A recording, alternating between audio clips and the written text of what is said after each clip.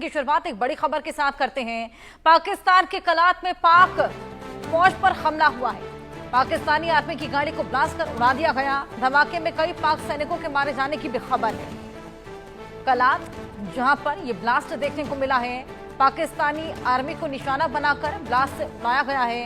धमाके में कई ऐसे पाक सैनिक जो कि मारे गए। तो बलूचिस्तान की तरफ से यह हमला लगातार जारी, जिसके चलते पाकिस्तान दहल उठा है। कई धमाके वहां पर किए गए, जिसके बाद पाक सैनिकों के मारे जाने की खबर भी सामने आई है। बलूचिस्तान लगातार पाकिस्तान पर प्रहार बरसा रहा है और ये धमाका वहां पर देखने को मिला। ये देखिए तस्वीरें आपके सामने। तस्वीरों में आप देख सकते हैं कितना भयावह यह धमाका, जिसके चलते पाकिस्तानी सैनिक ऐसे तमाम जिनको अपनी जान गंवानी पड़ी। पाक की फौज को निशाना बनाते हुए कलात में यह हमला किया गया। आईईडी ब्लास्ट और उसी से ये गाड़ी को ध्वस्त किया गया। इससे पहले भी ऐसे तमाम हमले हमने देखे हैं जो बीएलए लगातार करता आया है। बीएलए लगातार पाकिस्तान पर प्रहार बरसा रहा है।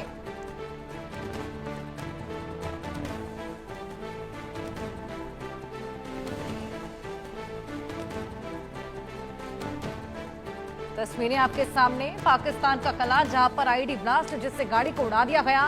पाक आर्मी की गाड़ी और उसी को निशाना बनाते हुए यहां पर कई ऐसे पाकिस्तानी सैनिक जिनके मारे जाने की खबर भी सामने आई है। बीएलए लगातार प्रहार बरसा रहा है। उधर बलूचिस्तान के तमाम लोग ऐसे जो बलूचिस्तान को इंडिपेंडेंट घोषित कर चुके हैं। इंडिया को लेटर लिखा गया है जहां पर अपील की गई है कि इंडिया समर्थन दे बलूचिस्तान को अलग होने के लिए।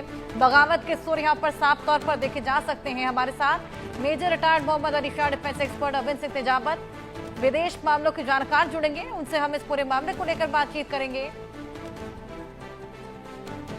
अरविंद सिंह तेजावत जी, बहुत स्वागत है आपका।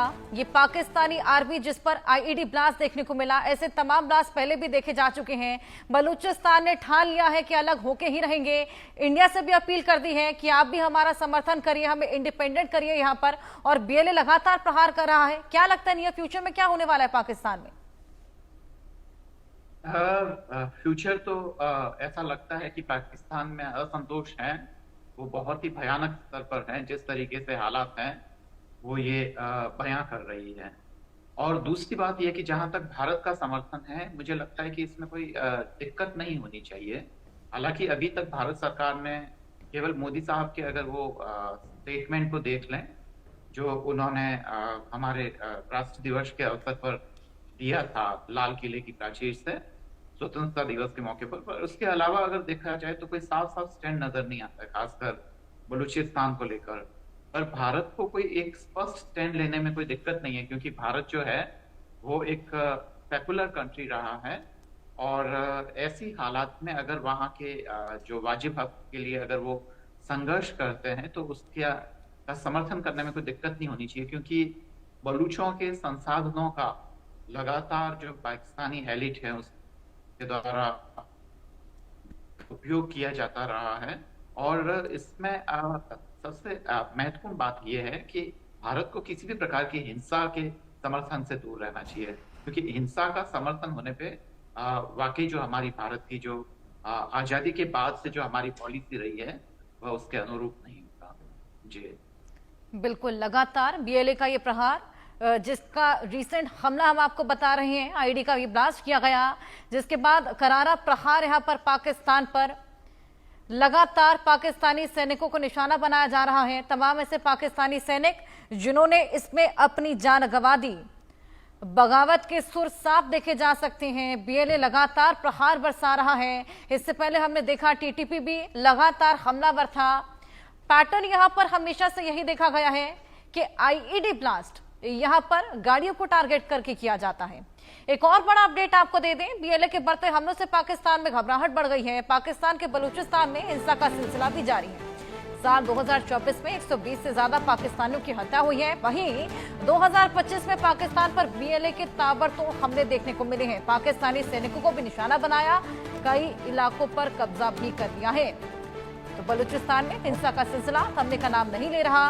पाकिस्तान सरकार भले ही दावा कर ले कि हालात काबू में हैं, लेकिन आंकड़े कुछ और ही कहानी बयां कर रहे हैं। ताजा रिपोर्ट्स आपको बताएं, 2024 में हर 3 दिन में एक पाकिस्तानी नागरिक की बलूचिस्तान में हत्या की गई। ये आंकड़ा सिर्फ आम नागरिकों का है, इसमें सरकार के लिए काम करने वाले सुरक्षा बलों के जवान शामिल नहीं हैं। वहीं रिपोर्ट्स में खुलासा हुआ कि बलूचिस्तान प्रांत में 2024 में अब तक 120 से ज्यादा नागरिक मारे जा चुके हैं। बलूचिस्तान लिबरेशन आर्मी यानी कि बीएलए पर इन हमलों का आरोप है, जिन्होंने लोगों को मौत के घाट उतारना या फिर घायल किया। पाकिस्तान में 2024 में कुल 248 हिंसक घटनाएं दर्ज की गई, जो 2023 के मुकाबले 11% ज्यादा। बलूचिस्तान में हिंसा का सिलसिला जारी। तमाम ऐसे पाकिस्तानी जिनकी हत्या की गई है, खास तौर पर पाकिस्तानी सैनिकों को यहां पर लगातार निशाना बनाया जा रहा है। हालांकि हमने देखा कि इस तरीके से पाकिस्तानी सैनिक भी तमाम बलूचियों पर प्रहार बरसाते हुए नजर आए थे। जो लोग वहां पर शांतिपूर्वक प्रदर्शन कर रहे थे, उनको भी खदेड़ ले गए थे, गिरफ्तार कर लिया था, जेलों में बंद कर दिया था। और मेहरम बलूच, जो कि एक बेहद बड़ा नाम इस आंदोलन से निकलकर सामने आई थी, वो भी फिलहाल जेल में बंद है। लगातार वहां से भी अपनी आवाज बुलंद किए हुए हैं। लेकिन जो बलूचियों पर प्रहार हो रहा है, उसी का बदला उतारने के लिए बीएलए उतरा हुआ है मैदान में। लगातार पाकिस्तान पर हमले बोल रहा है, लगातार इजाफा इन हमलों में देखने को मिल रहा है। अब बीएलए के सामने सरेंडर की स्थिति में आ गए हैं शहबाज। हमने देखा किस तरीके से आईईडी ब्लास्ट, मदरसों को निशाना बनाना, चाहे वो ट्रेन हाईजैक हो, ऐसे तमाम बड़े हमले बीएलए कर चुका है, जिससे पाकिस्तान हमेशा से थर-थर कांपता हुआ नजर आया है। टेंशनें खास तौर पर बीएलए ने बढ़ा दी हैं। अब आगे क्या होगा, ये एक बेहद बड़ा सस्पेंस बना हुआ है, क्योंकि बीएलए या फिर यूं कहें कि बलूचिस्तान की मांग यही है कि उसे पाकिस्तान से अलग होना है। अब आगे पाकिस्तान टुकड़े टुकड़े होता है या फिर कुछ इसी तरीके से हमले कायम रहते हैं, क्योंकि बलूचिस्तान को पाकिस्तान भी छोड़ना नहीं चाहेगा। जो तमाम तरह के रिसोर्सेज बलूचिस्तान से पाकिस्तान को मिलते हैं, उसका बेनिफिट भी पाकिस्तान लगातार उठाना चाहता है। लेकिन क्या इन हमलों को पाकिस्तान ज्यादा लंबा समय तक झेल पाएगा, ये एक बेहद बड़ा सवाल। मेजर मोहम्मद अली शाह भी हमारे साथ जुड़ गए हैं। स्वागत है सर आपका। ये बेहद बड़ा सवाल यहाँ पर खड़ा होता है, क्या टुकड़े टुकड़े होगा पाकिस्तान या इस तरीके से प्रहार झेलता रहेगा? क्योंकि देखिए, इन सभी हमलों को नाकाम करने में तो यहाँ पर नाकामयाब लगातार साबित हो रहा है। बेशक गीदड़ भभकियां भारत को लगातार पाकिस्तान दे रहा था, लेकिन अंदरूनी कला सुलटाने में बिल्कुल नाकामयाब। जी हर्षद जी, पाकिस्तान के अंदर ये वो उग्रवाद ये खत्म होने वाला है। जैसे कि कोई स्टेट थी है, बड़ी एजेंसी होती है, जहाँ पे एक मर्तबा बहुत जब तक कश्मीर 90s के अंदर चल रहा था, वैसे ही मैं देख रहा हूँ कि पाकिस्तान जो है, यहाँ पर इन्होंने आतंकवाद, दहशतगर्दी को बढ़ा दिया, उसी को पाला पोसा बड़ा किया। अब जो वही पौधा उग्रवाद का इनका बड़ा है, अब यही सड़ोना है। तो यही नहीं, टीटी नहीं, कई सारे अन्य और इंसर्जेंसी और टेररिस्ट ग्रुप्स हैं, इनके लिए मिलिटेंट ग्रुप हैं, जो इनकी भाई मचा देंगे। नाक में दम करके रखा होगा इन लोगों ने पाकिस्तान। अगस्त गन में पाकिस्तान से लेके कनाडा तक कोई नहीं जानता कौन है क्या, लेकिन जितने भी एंटी सोशल इवेंट्स है पाकिस्तान के, उनका फाया करा है। तो पाकिस्तान को अभी इस टाइम पे बहुत मुश्किल वक्त है इनका, और ज्यादा आतंकवाद से जूझेगा ये। अभी तो बस शुरुआत है, होता है क्या आगे आगे देखिए होता है क्या। तो इनकी जो बलूचिस्तान प्रोविंस है, वो एक तरफ वो ने इंडिपेंडेंस घोषित कर लिया है, इनकी ये टूटेगा। गिलगिट अलग, सिंध प्रोविंस अलग, पंजाब प्रोविंस अलग, पीओके अलग, पीओके खुद ब खुद कट के अलग होएगा। तो हर्षद जी, ये मुश्किल वक्त मैं देख रहा हूं पाकिस्तान के लिए आने वाले दिनों में। बिल्कुल बिल्कुल सही फरमाया सर आपने। अरविंद जी, मैं आपके पास आऊंगी। बीएलए पाकिस्तान के लिए वो निवाला बन गया है जो ना खाने का बचा है ना निगलने का। जी। बिल्कुल ठीक कहा, क्योंकि जो आसिफ मुनीर साहब ने जो स्टेटमेंट दिया था उसके बाद में आपको पता है कि पुलवामा हुआ था। तो उसमें उन्होंने एक ये बात भी कही थी कि ये जो 1000-1500 लोग हैं उनको क्या लगता है कि वो हमें हरा देंगे। तो ये मुझे लगता है कि किसी भी देश के किसी भी रेस्पॉन्सिबल सेनाध्यक्ष का ऐसा नहीं हो सकता। और पाकिस्तान का जो सेनाध्यक्ष होता है, हम जानते हैं वो केवल सेनाध्यक्ष नहीं होता है, वह उससे कहीं ज्यादा होता है। वह वहां की सरकार की नीतियों पे काफी कंट्रोल होती है। तो ऐसे में उनका ये बयान वाकई बताता है कि वे बलूच लोगों को अपना नहीं मानते हैं। तो ऐसे में वहां पे जो सेपरेशन की जो फीलिंग है वो तो एकदम साफ है। दूसरी बात यह कि उस विकास की दौड़ में जो द्विराष्ट्रवाद का जो सिद्धांत था वो मूलतः पाकिस्तान के पंजाब प्रांत के जो मुस्लिम थे उनके लिए ज्यादा इंपॉर्टेंट था। बाकी उस समय जो जनमत संग्रह हुआ था उसमें तो बलूचों ने तो कोई बहुत ज्यादा इतना उत्साह नहीं दिखाया था भारत पाकिस्तान विभाजन के लिए। तो ऐसे में ये जो द्विराष्ट्र सिद्धांत जिसकी आसिफ मुनीर साहब ने वकालत की थी, वह भी बलूचिस्तान के संदर्भ में पूरी तरीके से फेल हो जाता है।